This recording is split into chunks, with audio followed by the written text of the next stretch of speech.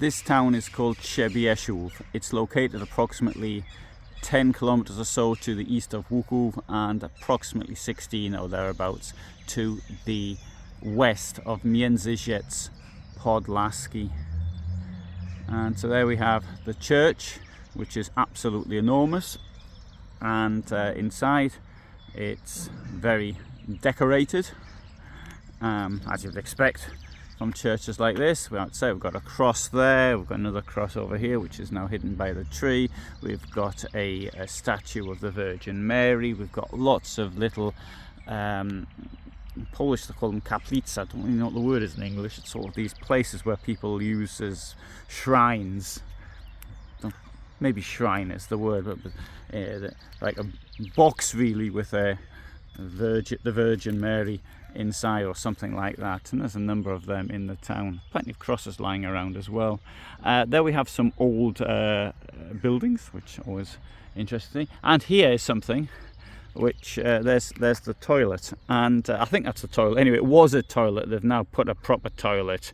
Well, the sign said toilet. I didn't go in and check, but there's a proper toilet. I mean, that's the sort of toilet many of us. So it's had to use. So and that was the sort of thing set outside.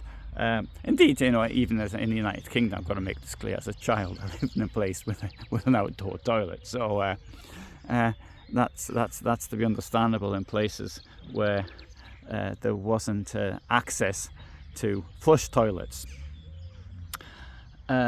This town has a very nasty story from the Holocaust, and before I say anything else, I have to make this utterly clear.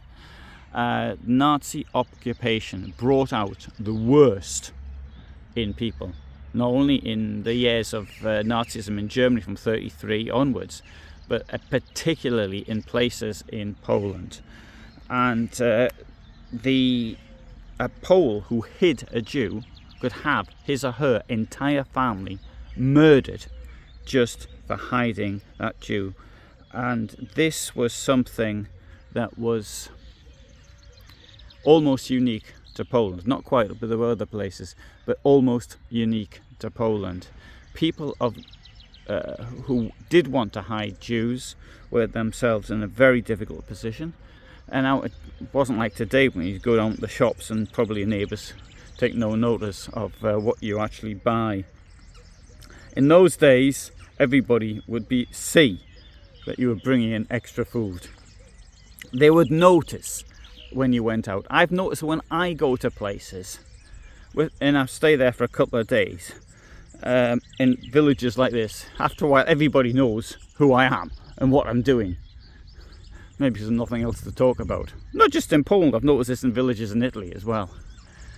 So, having said that, I'm going to tell you the story of what happened here in October 1942.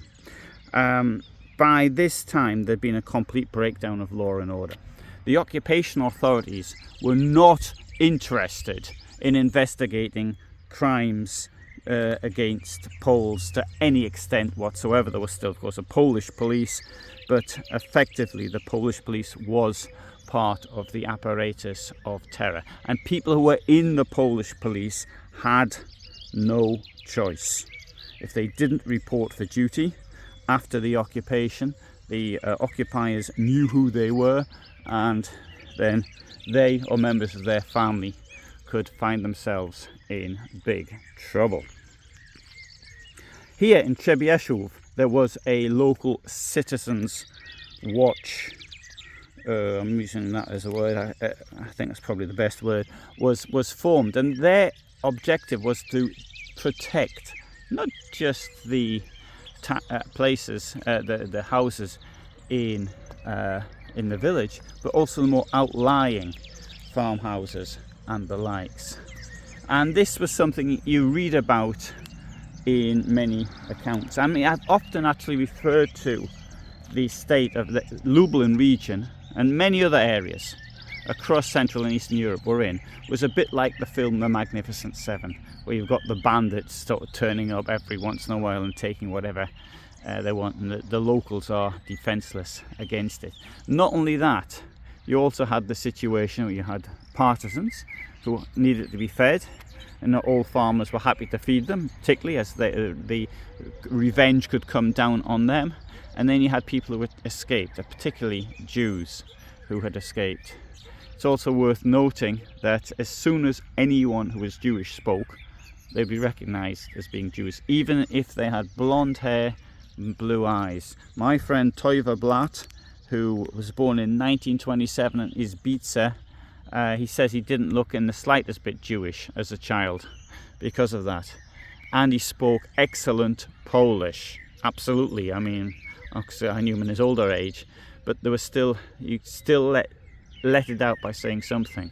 Now, if you take my case, you can tell where I come from. I am from the northeast of England, that I come from a working class background. You can tell that from my voice, my accent, even though I haven't been there for many, many years. I left at the age of 18. And so, Jews were here. You can imagine the situation. They spoke Yiddish at home, and they spoke Polish with an accent, and if they didn't have an accent, they probably used sort of Yiddish terms. The same way as I do when I make videos, I still say things. I can still use the past tense in my dialect rather than using the past tense in standard English. I can do that when I get a bit excited and I'm just walking around, maybe not in documentary type videos, but when I'm walking around doing things like this, I say things in the past tense in Newcastle dialect. In this town, there was Citizens' Watch, and they got an order in October 1942. And that order was to round up the Jews in the village. About 70 were living here then. Who gave the order? I don't know. I mean, I'm suspecting that it came from the town hall in Łuków. It might, and that the order may have indirectly come from the Gestapo. I don't know. But the locals, this Citizens' Watch group, had to round up the Jews. They surrounded this village at night, broke into the Jewish homes, stuck them on carts, and then took them to Łuków, charging them 80 zloty each for the privilege, where they were put into the ghetto, and within a short time they were deported off to Treblinka and murdered. Meanwhile, the contents of their houses were plundered. It's said that some of their furniture was even destroyed in front of them. I'm finding that one a little bit more difficult to believe. And this was what to many this Jew hunt was about. It was to steal the wealth, which by this time was absolutely nothing, of those Jews. Now, in some areas, particularly in this area, it was noted that a person handing in a Jew could get 500 zloty and or 3 litres of alcohol and or 1 kilo of sugar. The prizes differed, the payment differed from one place to another, which was why it became absolutely impossible for Jews, or almost impossible for Jews. After the destruction of the ghettos, there were many Jews living in hiding in the forest in places like this. This had been a very Jewish area. Łuków, it had a Jewish majority before the war. Międzyrzec Podlaski was almost 80% Jewish in 1939. Stoczek Łukowski was 68% Jewish before the war. So these people had to flee somewhere, and it was the villages and the countryside in places like this. Now, having tried to justify the position that those Poles who were good had nothing, they were in a really difficult situation. I mean, there's absolutely no way that if somebody came to me and said, asked for assistance, and of this nature, and I realizing that my entire family could be killed if I gave the assistance. There's absolutely no way I would give it. Of that I'm utterly sure. But at the same time, I wouldn't inform if my neighbour had more courage and morality than I had. And we have to also bear in mind now one thing, which is the amount of hatred that has been put out by the Catholic Church for hundreds of years, going back to the First Crusade. And it's this hatred which created, in my opinion, the Holocaust. And now if I'm going to refer to this place here, I would point out that in 2019 this place declared itself free of LGBT. So the hatred to other people continues.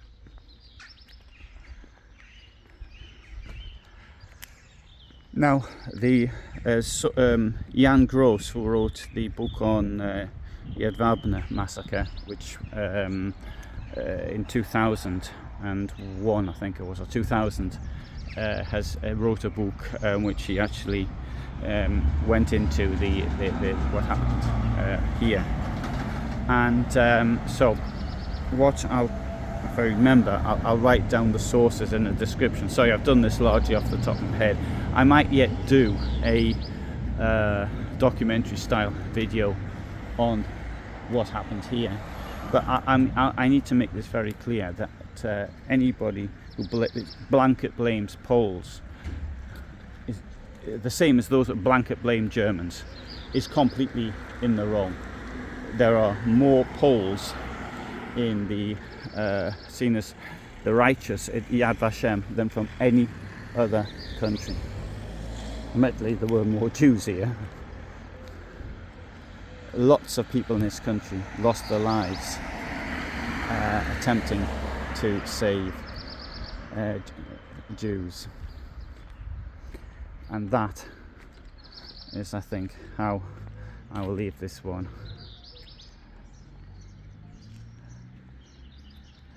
So if you're interested, I upload every Friday a documentary style video. Every Tuesday I put a shorter video, and on other days I also put shorts types videos. The video that appears on the Tuesday is usually a clip or is based on I'm trying to promote another longer style video which I've done. Alright, somebody's going to ask me what this is, so I'll tell you now. 1418 to 1420.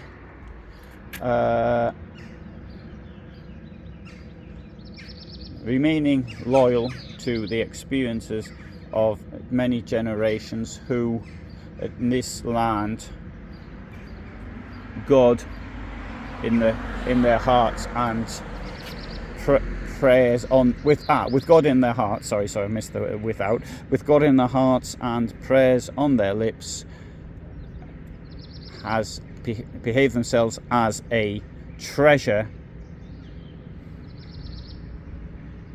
The greatest treasure of what was the spirit of the foundation of the spirit of the